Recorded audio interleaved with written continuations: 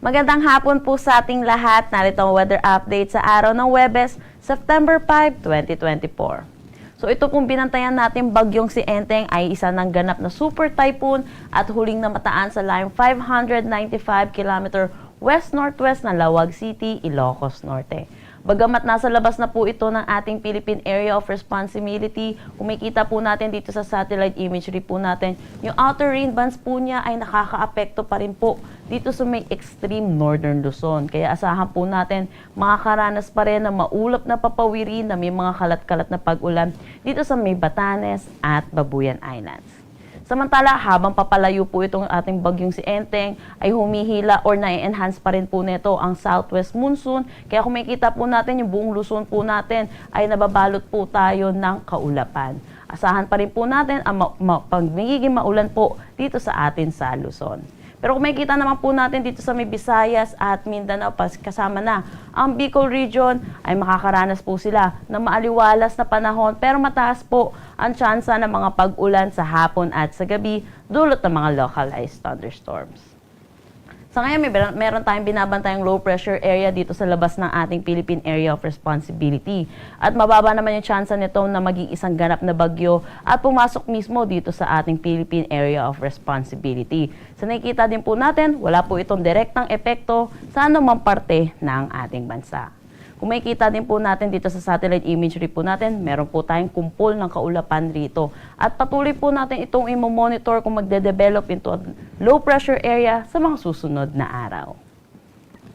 Dako naman tayo sa magiging panahon natin bukas dito sa Luzon. Kung makikita po natin, malaking bahagi pa rin ng Luzon ang makakaranas ng mga pag-ulan.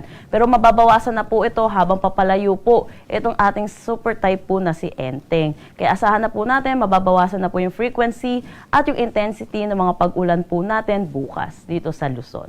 Kung makikita naman po natin sa ating Bicol region, makakaranas naman po sila ng maaliwalas na panahon. Agwat ng temperatura for Metro Manila 25 to 30 degrees Celsius, Lawag 24 to 31 degrees Celsius. For Tuguegarao at Legazpi, asahan natin ng 25 to 32 degrees Celsius, Baguio 17 to 21 degrees Celsius.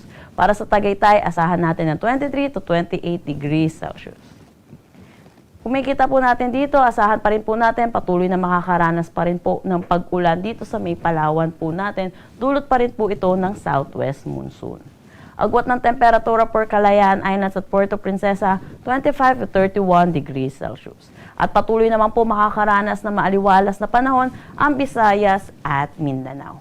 Agwat ng temperatura for Iloilo, 25 to 32 degrees Celsius. Tacloban, pati na rin sa Cebu, 25 to 33 degrees Celsius. Asahan din natin sa Cagayan de Oro ang 25 to 32 degrees Celsius. Davao, 25 to 34 degrees Celsius. At Zamboanga, 25 to 33 degrees Celsius. Meron pa rin po tayong nakataas na gale warning dito sa coastal waters ng Ilocos Norte, Ilocos Sur, La Union, Pangasinan, Zambales, Bataan, western coast ng Occidental Mindoro kasama na ang Lubang Island at Calamian Island. So pinapaalalahanan po natin ang mga kababayan po natin na delikado po pumalaot sa mga sabing coastal waters.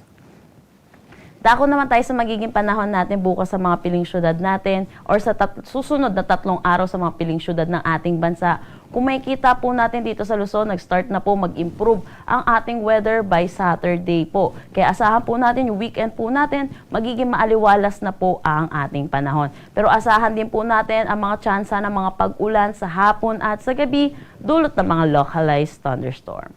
Agwat ng temperatura for Metro Manila 25 to 32 degrees Celsius, Baguio City 18 to 22 degrees Celsius. For Legazpi City, asahan natin ang 25 to 32 degrees Celsius. Para naman sa Visayas, patuloy sila makakaranas na maaliwalas na panahon. Agwat ng temperatura for Metro Cebu 25 to 33 degrees Celsius, Iloilo City 25 to 32 degrees Celsius, at Tacloban City 25 to 33 degrees Celsius.